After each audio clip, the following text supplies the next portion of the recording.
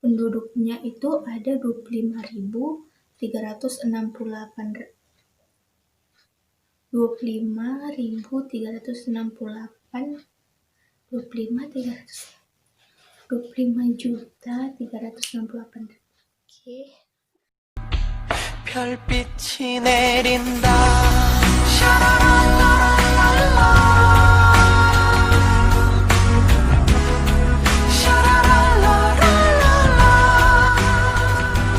Assalamualaikum warahmatullahi wabarakatuh. Bersama saya Cindy Oktalia dari tugas Teori Perbandingan Ilmu Politik dengan jurusan Ilmu Politik dan di Fakultas Ilmu Sosial dan Ilmu Politik Universitas Sumatera Utara. Di sini saya akan menjelaskan dengan tema partisipasi politik. Saya mengambil tema tentang partisipasi politik. Nah, judulnya adalah partisipasi politik. Perbandingan partisipasi politik pemilu 2017 di Korea Selatan dengan partisipasi politik pemilu 2019 di Korea Utara. Pengertian dari partisipasi politik adalah kegiatan warga negara yang bertujuan untuk mempengaruhi keputusan kegiatan politik Korea Selatan. Di sana mereka melakukan pemilu manual, 100% manual, tanpa ada alat elektronik ataupun pendukung lainnya, artinya bukan e-voting. Tingkat pemilih partisipasi di Korea Selatan cukup tinggi, mencapai 77,2%.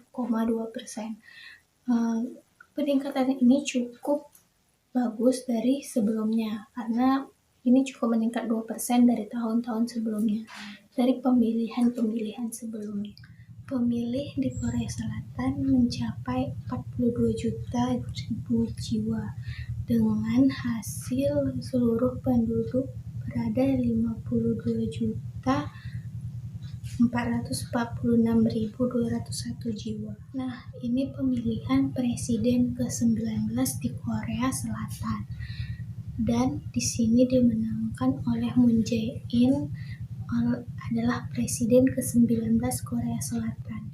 Nah, untuk partisipasi pemilihan di Korea Utara cukup tinggi. Seluruh warga negaranya ikut dalam melaksanakan partisipasi tersebut. Kenapa?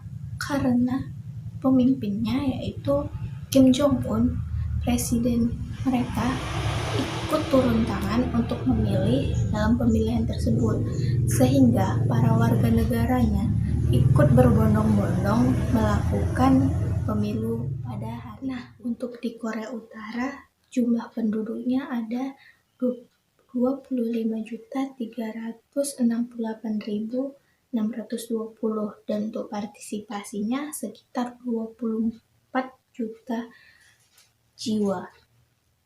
Inilah kenapa tahun 2019 dibilang cukup tinggi pemilihan di Korea Utara, karena presiden sendiri yang langsung ikut serta dalam partisipasi politik tersebut.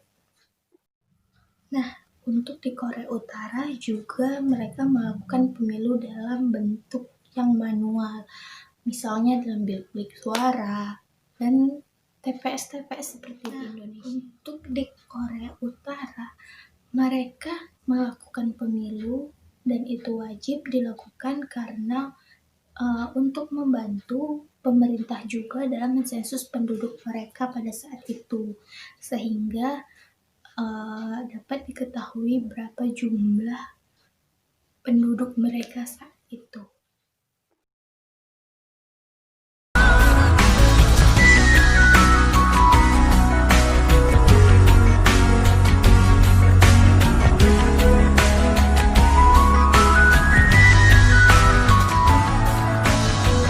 Hasil dari materi saya, lebih dan kurang mohon maaf. Sekian dari materi saya.